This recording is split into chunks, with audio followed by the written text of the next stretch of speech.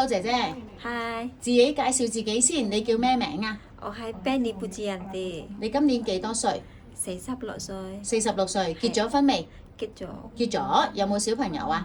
有兩個小朋友。兩個，幾多歲？第一個啲21歲，係同埋15歲， ，OK。你喺香港做咗幾多年啊？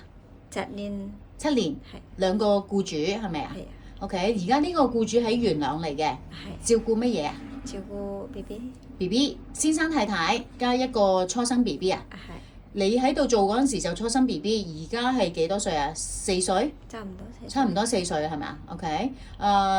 你而家想轉另外一個僱主唔續約，因為你想翻印尼放假，係係咪啊？你想翻印尼放幾耐啊？都一個月啦，一個月。係喎 OK。咁你另外一個僱主呢？喺元朗之前嗰個僱主喺邊度啊？元朗之前粉嶺啊？整翻領係粉嶺都係先生太太加一個 BB 啊？係都係初生 BB。係 OK。你需唔需要同 BB 一齊瞓覺㗎？我自己間房，你自己有一間房嘅，就 BB 同埋先生太太瞓覺係。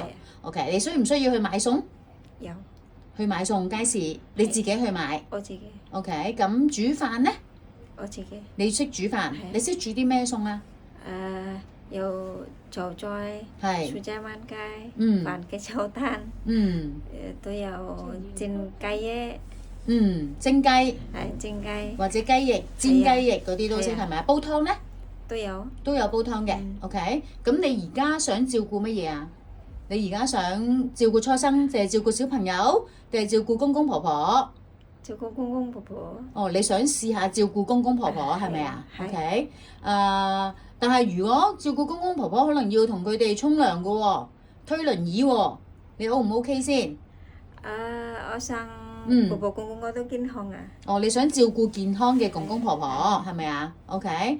咁如果你唔係你幾時完約？